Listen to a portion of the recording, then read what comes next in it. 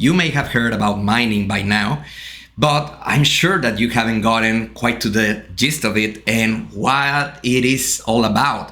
And why does it require some energy to produce these digital tokens, Bitcoin? Is it easy to mine? Is it profitable? Well, that's the purpose of today's episode. Thank you for joining me again. As I mentioned, today we're going to talk about mining.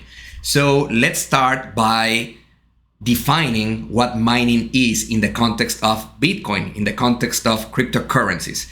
When Bitcoin was originated, what the developers and what the original creators of Bitcoin decided was to make it truly decentralized.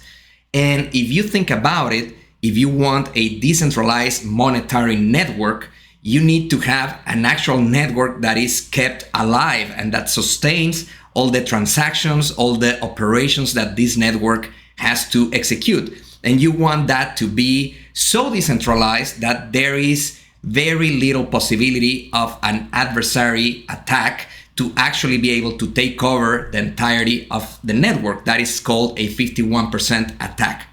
Well, in the context of Bitcoin, how this was solved was by providing a number of incentives for all the participants in this network. So much like you can be a participant on the Bitcoin network by just running your own node or just by having your public address and private keys that basically allow you to hold Bitcoin in the blockchain that Bitcoin runs, the Bitcoin blockchain. There are some participants in this network that decide basically to get into the game of let me try to get new Bitcoin that doesn't exist today, and in exchange of that possibility, I'm willing to give my electricity and my economic power.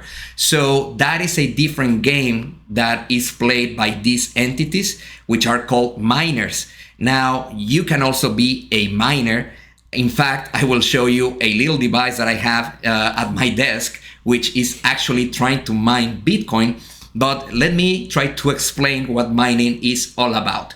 The Bitcoin network, in order to reach consensus, in order to remain decentralized, needs to basically have a certification of one of its blocks being confirmed.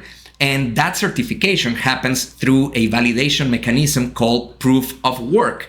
Why is it called proof of work?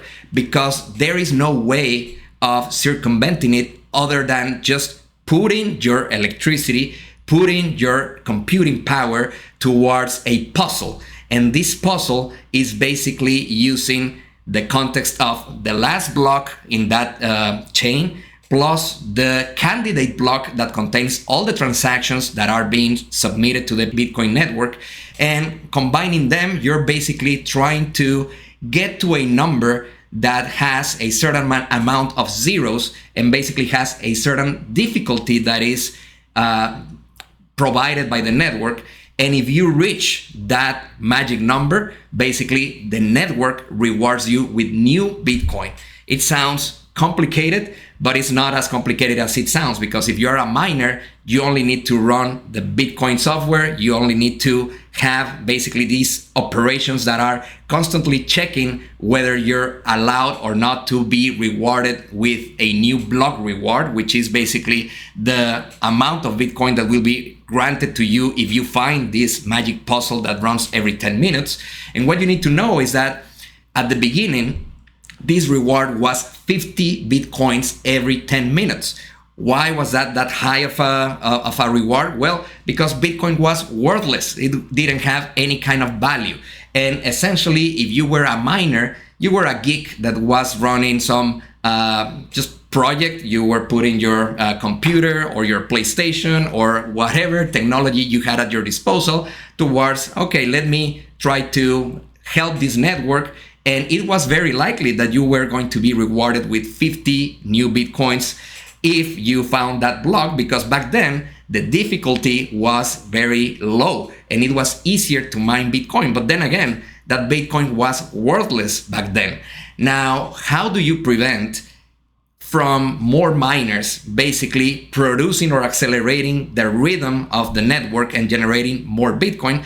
That is achieved by a difficulty adjustment that the Bitcoin network self-calibrates with, and every 2 weeks, roughly, based on how long it took each of the blocks to get certified, it will increase or decrease the complexity for all the miners in the network so that it keeps running at a 10-minute block certification pace.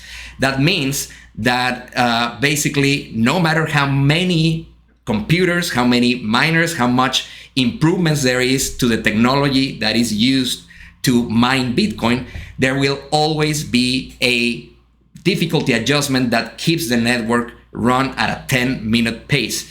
Now, the other thing that you need to know is that if you kept running at a reward pace of 50 Bitcoins every 10 minutes, and that didn't change, then it didn't matter that there was a difficulty adjustment, because the more miners there were, yes, there will still be this rhythm of 10 minutes per block, but every 10 minutes there will be 50 new Bitcoins in circulation. So how do you actually enforce Bitcoin being limited and being capped to a 21 million supply? And the way that this is accomplished is through a second thing that happens automatically by protocol and by the Bitcoin network, which is called the halving.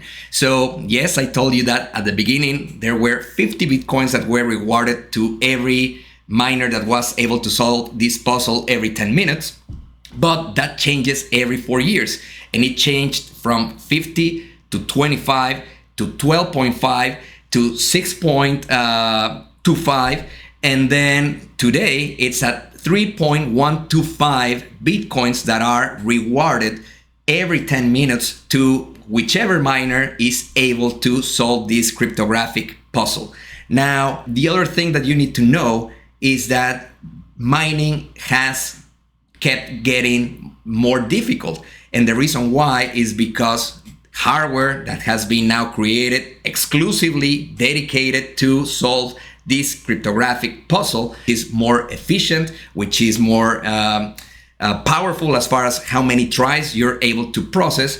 And that has made the difficulty for the Bitcoin network to go parabolic and basically to skyrocket.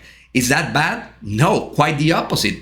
Having a high hash rate, which is basically how many hashes or how many tries the miners are trying to execute every second in order to resolve this puzzle, the higher the hash rate, the more secure the Bitcoin network is, the more unlikely it is for a hostile takeover, for an adversary to be able to hack it.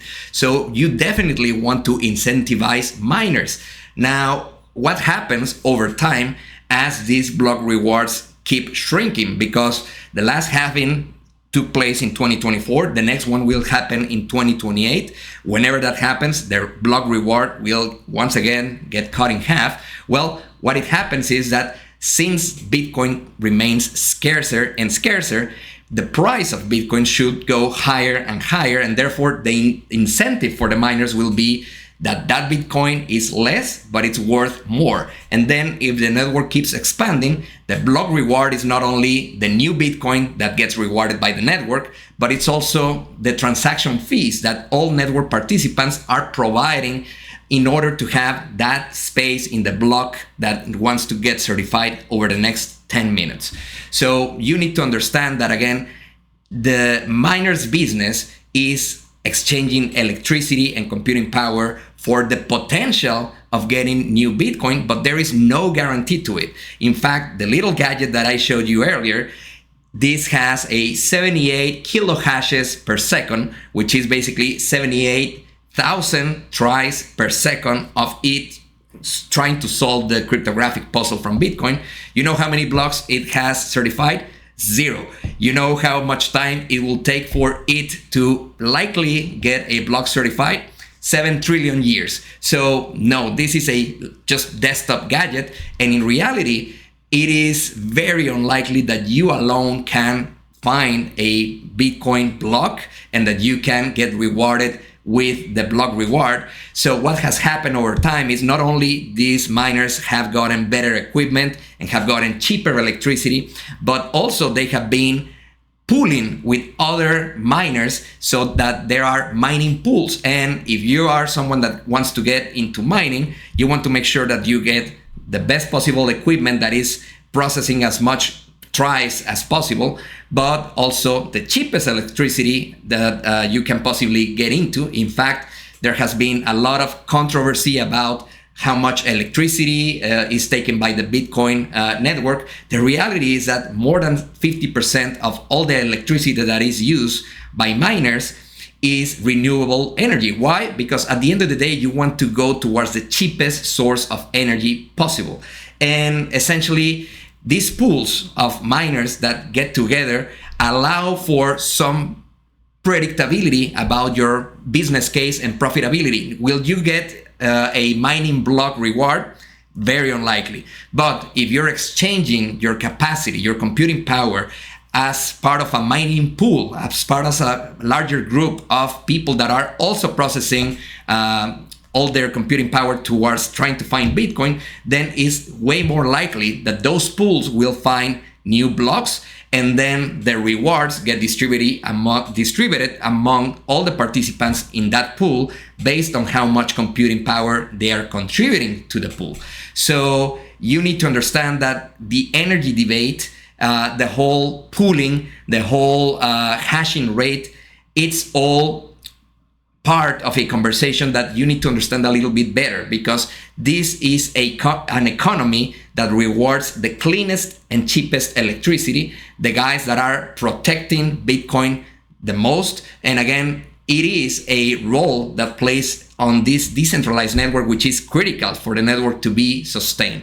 So now you know a little bit more about mining. I didn't go into any technical details, but again, hopefully it sets a little bit the tone of what mining is and why Bitcoin is truly decentralized, running on proof of work. The work being the electricity and all the computing power that you're putting towards it. And you cannot say the same about many other cryptocurrencies like Ethereum, like Solana, like Cardano. All of those run on other consensus mechanisms, and because of that, they are a little bit more fragile and less decentralized than Bitcoin. So please do your research, please pay attention, and please like, share, and subscribe this content if you want to learn more.